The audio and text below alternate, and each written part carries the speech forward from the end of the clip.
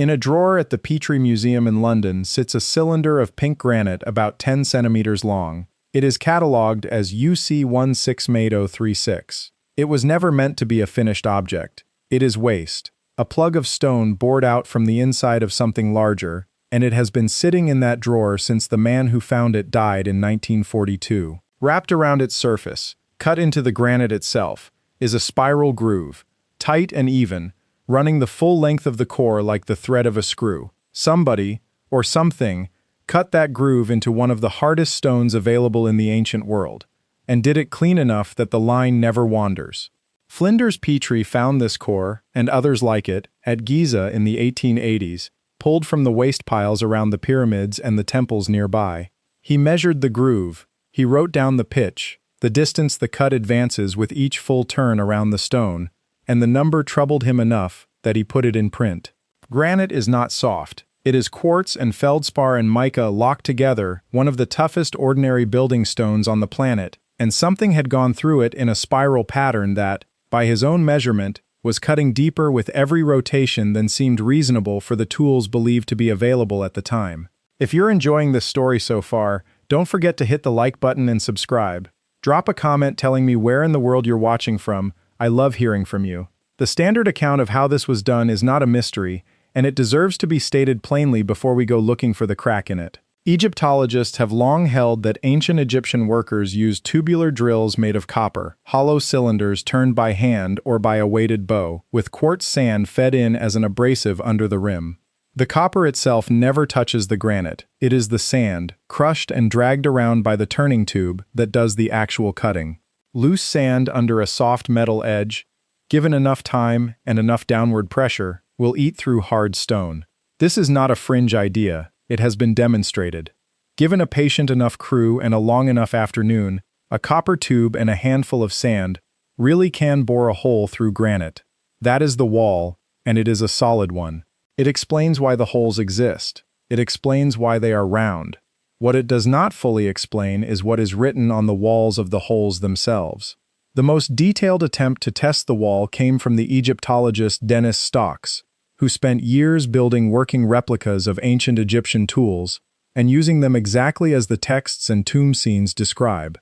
He built copper tubes, mounted them in weighted frames, fed in Aswan quartz sand, and drilled into granite samples to see what the marks would look like. He got real cuts. He got real cores. The method works, in the sense that copper and sand will eventually bore a cylindrical hole through granite if you keep at it. What his experiments also showed, and what he documented honestly, is how slow that process actually is, and how shallow the resulting groove pitch tends to be compared to what Petrie measured and pulled out of the ground at Giza.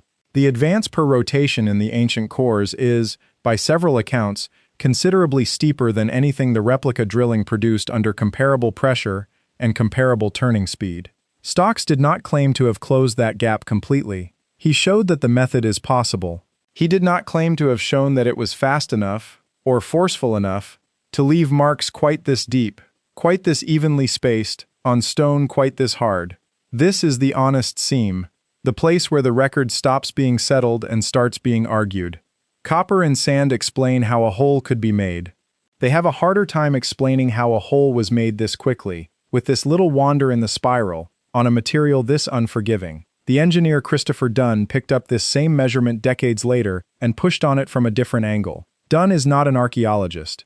He is a machinist by training, someone who has spent a career thinking about tolerances, feed rates, and the physical forces required to cut metal and stone in industrial settings. When he looked at Petrie's numbers for the granite cores, he ran them the way he would run a cutting problem on a factory floor. Given the hardness of granite, and given the pitch of the spiral Petrie recorded, Dunn argued the downforce required to produce that groove, using a hand-turned or bow-driven copper tube alone, would have to be far higher than a human arm or a simple weighted frame could reasonably sustain over the length of the cut. His reading was not that copper and sand are impossible, it was that copper and sand, turned by hand at the speeds available to Bronze Age workers, do not obviously account for a groove this deep, this consistent, this fast. That is a controversial reading, and it should be treated as exactly that, a reading, not a settled fact.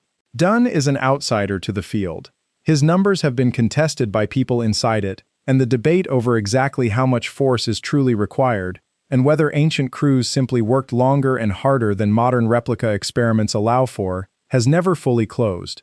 What can be said without controversy is this: the groove is real, the pitch is real, Petrie's original measurement of it has never been withdrawn, and the gap between the replica experiments and the ancient artifact has never been fully closed either. The theory goes that something about the process, whether it was speed, force, abrasive composition, or a tool we no longer have any trace of, exceeded what the simplest version of the copper and sand story accounts for. Whether that gap is a matter of patience we underestimate or a method we have not identified is exactly the part nobody has nailed down. If you're hooked on this story, make sure to subscribe and turn on notifications so you never miss an upload. Your support means everything and helps me bring you more emotional stories like this one. The Giza core is not an isolated curiosity.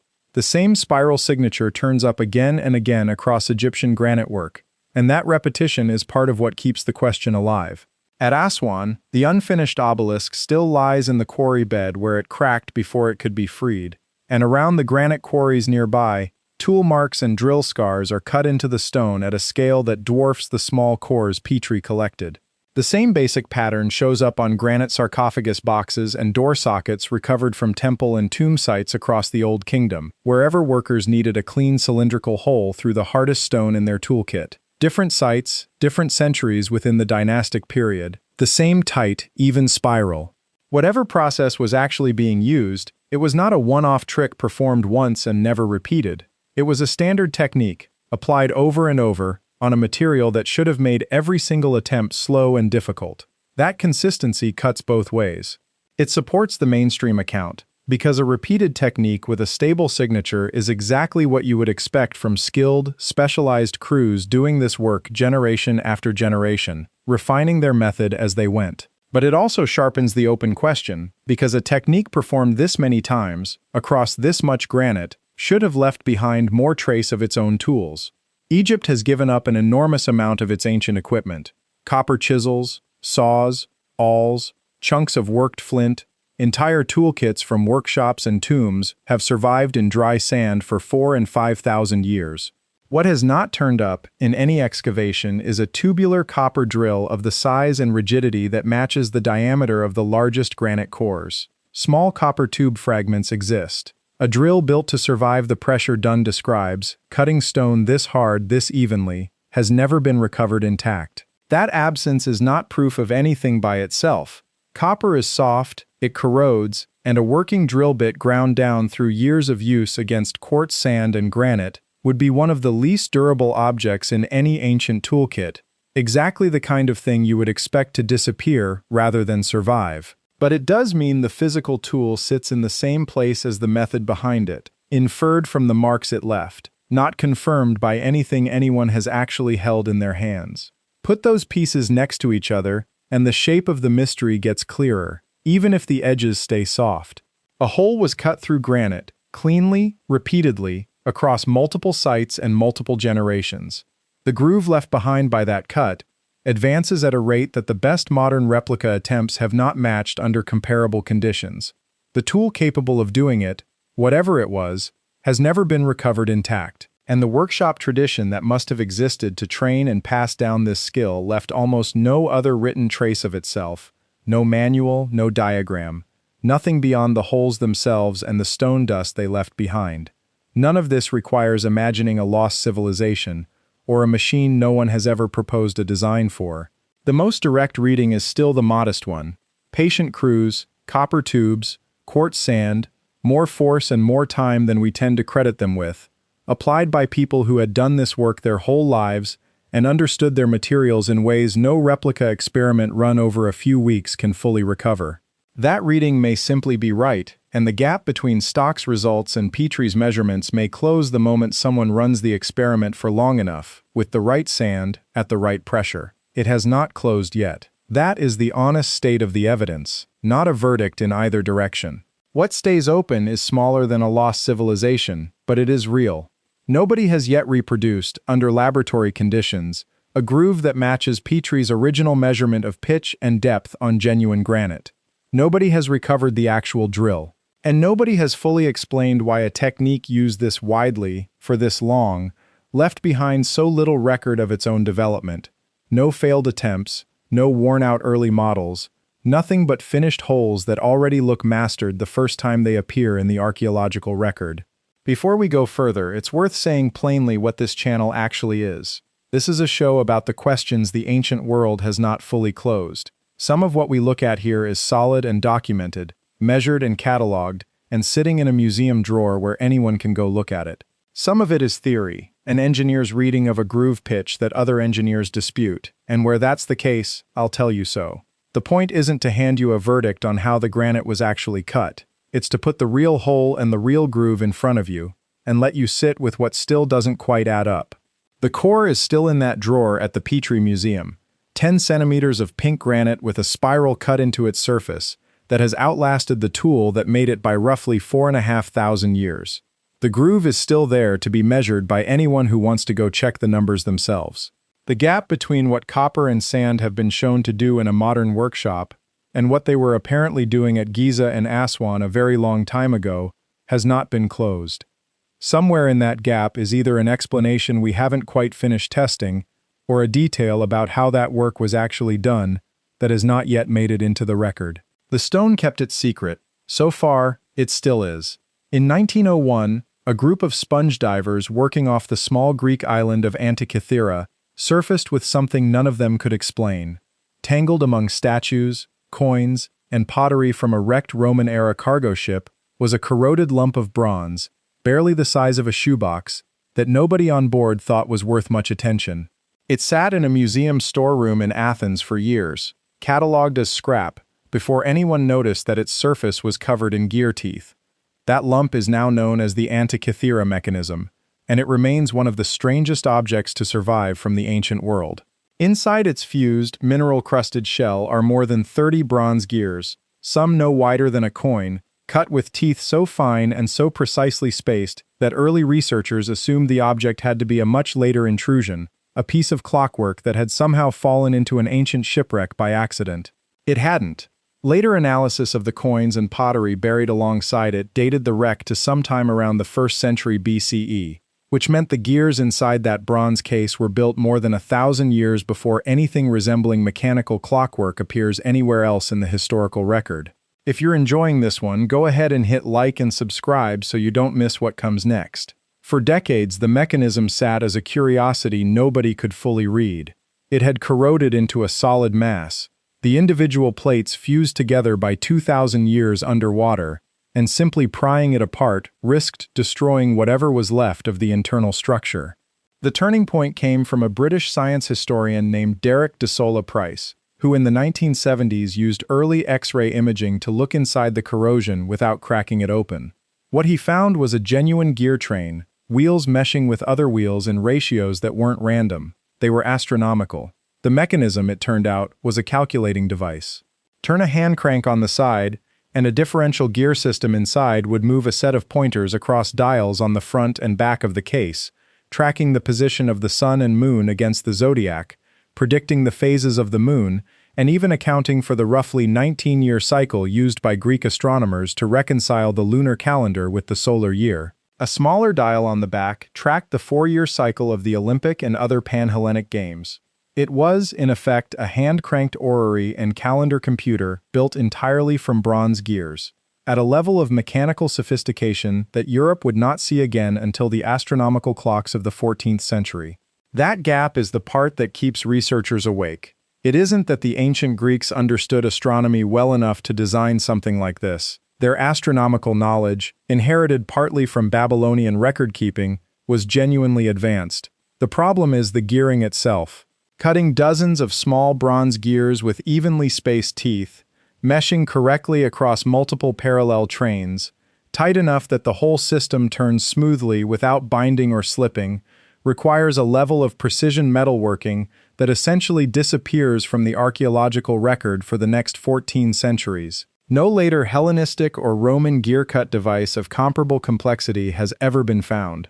No workshop remains, no diagrams, no other fragments of a similar machine, just this one object, recovered from one shipwreck, sitting alone in the historical record like a message with no return address. More recent work has only sharpened that question rather than resolving it.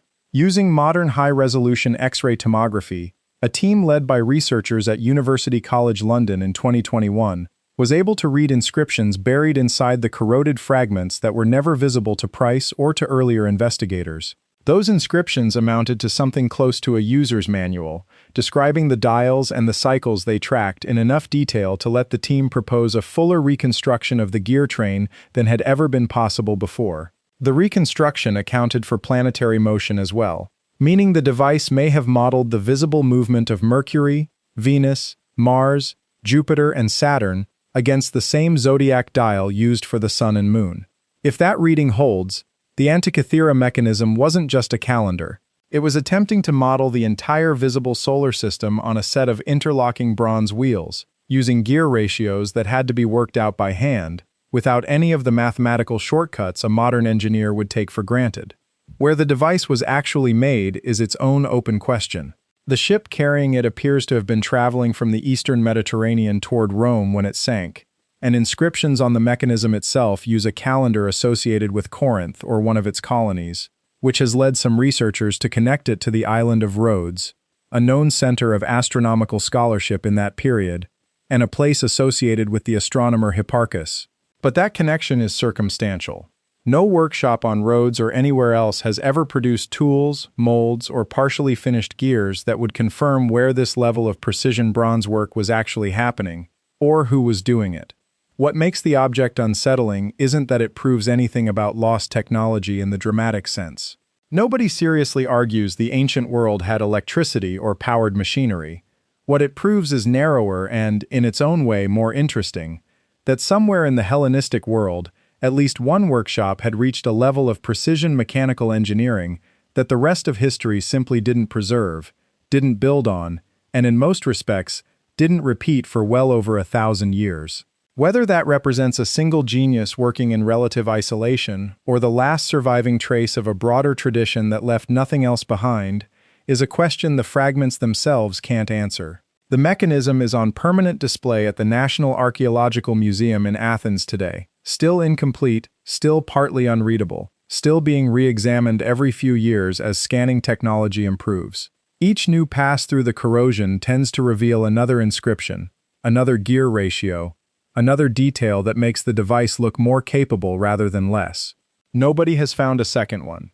Nobody has found the workshop that built it. For now, it stands as a single, precisely engineered exception to almost everything else we know about the ancient world, still turning over the same unanswered question it surfaced with in 1901. Thank you so much for watching until the end. If you loved this story, check out the other videos on your screen now. I think you'll really enjoy them. And don't forget to subscribe if you haven't already. See you in the next story.